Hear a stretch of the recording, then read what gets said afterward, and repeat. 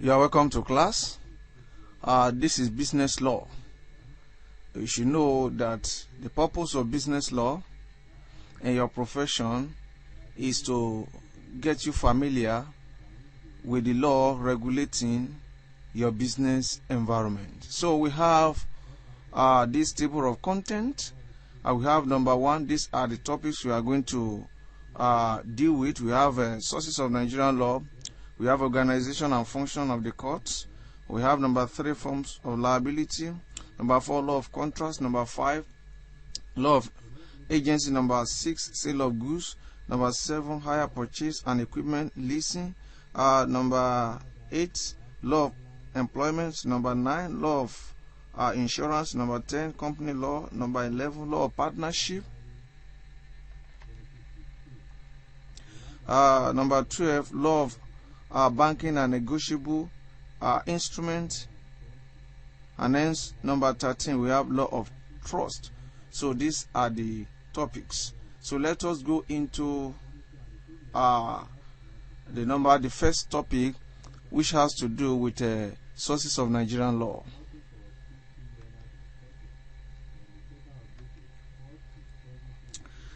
We have sources of Nigerian law. This is chapter 1.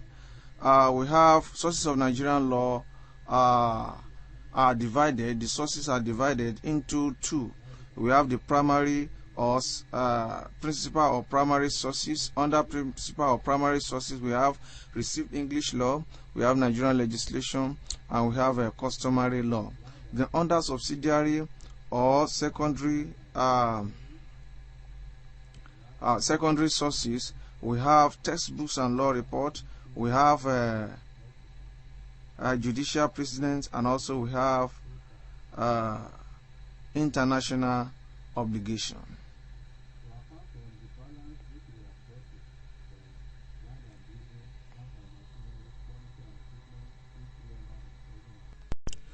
So let us look at received English law. Received English law, based on what is here, the received English law is very important where it has to do with sources of Nigerian law. It's a law that came into existence in Nigeria through the process or administration of the colonial master.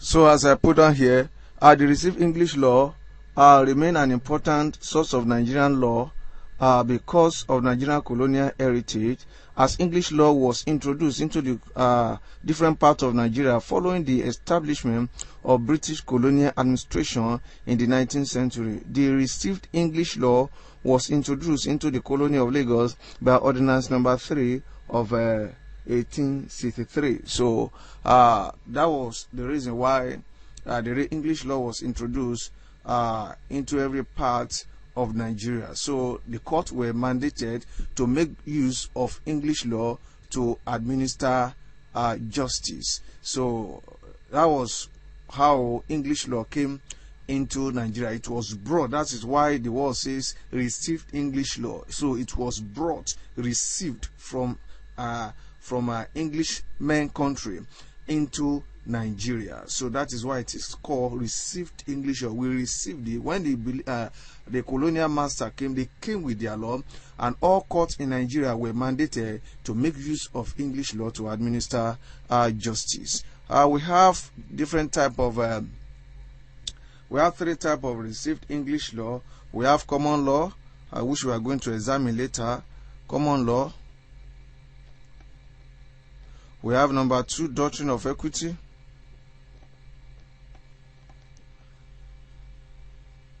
And we have number 3, status of general application. Status of general application. So these are the 3 branches of received English law. So let us look at each of them. So we have what we call common law. Common law, based on what is written here, is used to describe law peculiar to the people of England. So it has to do with their way of life. It's peculiar to the people of England. it talk about their way of life, what they believe. So it also talk about their culture, what they are, what they hold on to right from the beginning. So that is common law. Common law is so peculiar to the people of England. So it is common to the people of England. So it covers what they believe and all areas of their lives. That's why I say here that the term common law is used in several senses, but as a principle, or as a principal source of Nigerian law, it means the law developed by the old common law court. So it was developed by the old common law court of England. The common law, the court of England is known as King Bench, or court of common plea, or court of exchequer. So that was the court that developed common law. So we have characteristics of common law. Number one is that the common law is not a written law. Number one,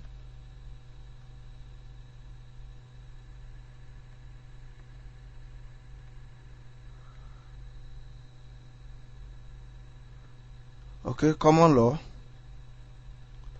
is not a written law. Why is not a written law? Is because the law is not made by the parliament, so it's not written.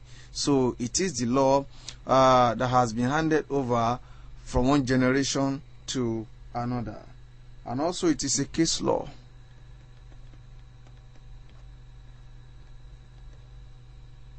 It is a case law means that it is law that is empowered by decided cases. So it is a case law. It is being empowered. It is made to function to spread all over England because of by a decision of the court. So that is why it is known as case law.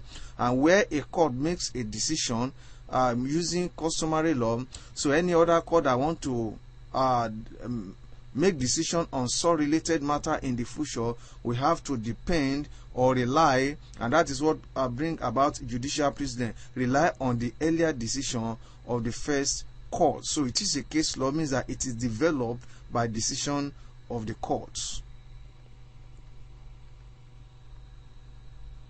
And also another thing is that common law is rigid. So it is a rigid law.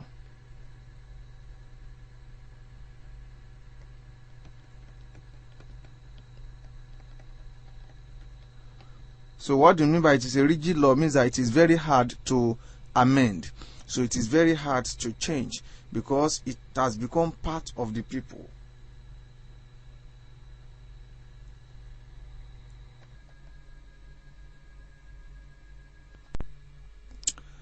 All right.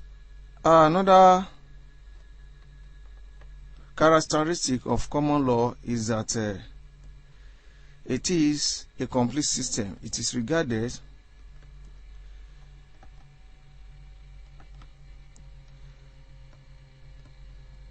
a complete system means that it's having is able to give answers to so many questions.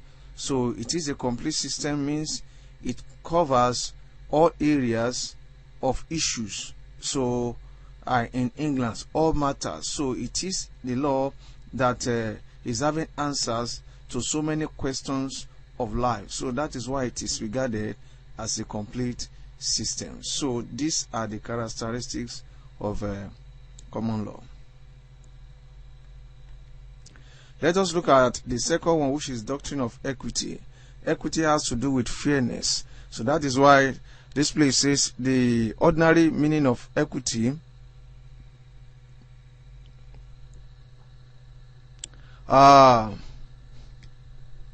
is natural justice, which has to do with equality. It has to do with fairness. So it also has to do with good conscience. Equity was introduced into England because of the position or the rigidity of common law. So there was a lot of complaint to the king then concerning common law. So that common law was not having accommodating, was not flexible enough to listen to people, to be able to distinguish between issues, different issues and matters. So because of that, another court was established known as Court of Equity, so or Court of Chancery, to make use of equity to determine matters. So it then means that in England, where someone was not satisfied about the decision of the common law court or the court of the King's Bench, that court is also known as Court of Exchequer, Court of Common Pleas. So the person was allowed then to come to the Court of Equity, that is Court of Chancery. So that means to appeal or to bring his matter to the Court of Chancery, that is Court of Equity, and whatever Court of Equity or Court of Chancery, whatever decision the court will make, that will not be the final decision. So that means that the king then placed the Court of Equity above common law. So that was what was happening in England then. So, but the Judicature Act of 1873 to 1875 combined the administration of common law court and that of equity. So it means that the administration became one. So where one gets to court as at that time, you see that depends on the type of matter. So the court may decide to use either common law or equity to decide his case. So that was then.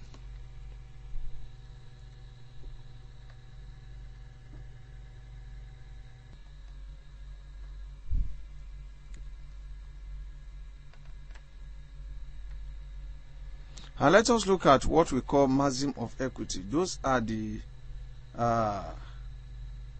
maxim means the terms used to describe the function of equity. So we used to say that equity follows the law.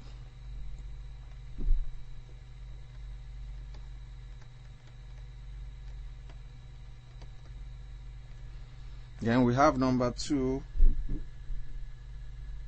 Delay defeat equity.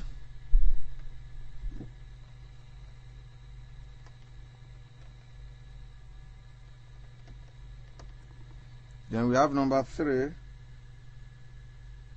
Equity is equality.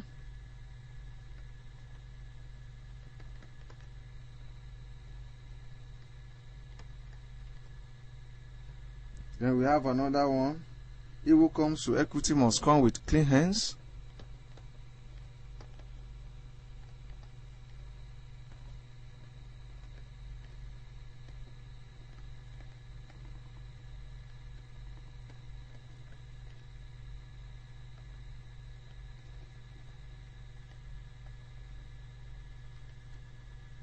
Then another one is equity will not allow a wrong to be suffered without remedy.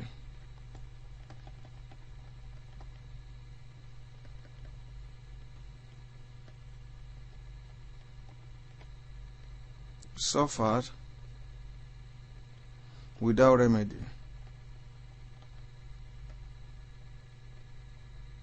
So these are the terms used to describe what equity is all about. So he talked about the beauty of equity, he talked about the acceptance of equity. So that is all these signifies. So equity follows the law means that equity will only come to assist you after you must have been to the common law court. So that is, and you are not satisfied, the equity will not come in. Equity is only following the law. It's not at the front. The law is at the front. Number 2, delay defeat equity. It means that if you have been to the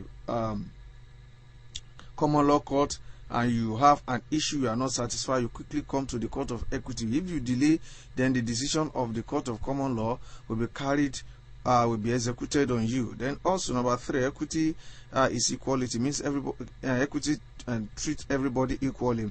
Then number 4, he who comes to equity must come with clean hands. That means that if you want to come to equity for equity to support, assist you, then you must be innocent. Then also equity will not allow a wrong to be suffered without a remedy. So where you suffer wrong, equity is there to give you remedy. So those are the things that brings the points that bring about the beauty of equity over and above common law.